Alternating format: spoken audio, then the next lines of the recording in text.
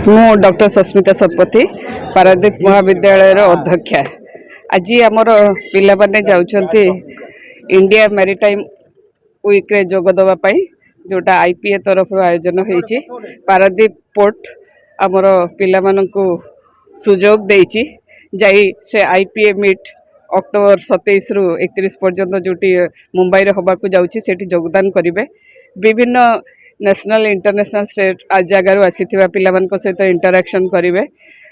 एथिपाई मु कृतज्ञता देवी आमर पारादीप बंदर अध्यक्ष श्री पीएल हरनाथ सर को जहाँ को प्रचेष्टा पाई आमर पिला माने सेठी जाउछंती।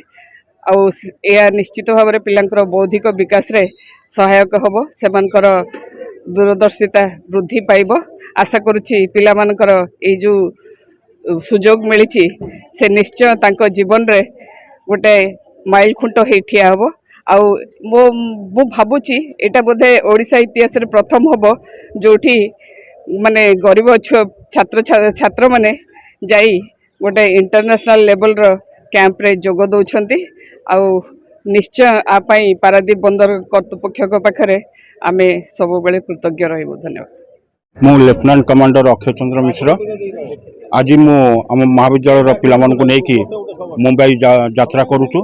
उद्देश्य है मुंबई ठारे होउची भारत सामुद्रिक सप्ताह पालन कर जाउची।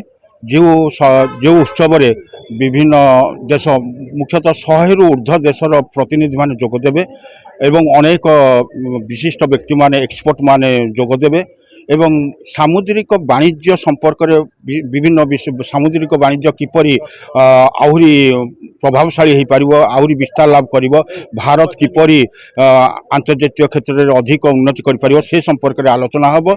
एवं यही भारतर जेतबे आमे सामुद्रिक वाणिज्य संपर्क में आलोचना करते पारादीप बंदर भूमिका सबुठारु अधिका रहिबो। कारण वर्तमान भारत रे आम पारादीप बंदर है सबुठारु एक मुख्य बंदर एवं आगामी भविष्य में पारादीप बहुत विकास हेबो, बहुत एमओयू साइन करा जाउची। तेणु पिला माने सेठारे विभिन्न देशरू आसीथिबा लोक मानक सहित एवं विभिन्न भारतर विभिन्न स्थानरू आसीथिबा छात्र छात्री मानक सहित भावर आदान प्रदान करिवे एवं वाणिज्य संपर्क रे समुद्र संपर्क रे विशेष ज्ञान अर्जन करिवे। से आमे आज यात्रा आरंभ करूँ।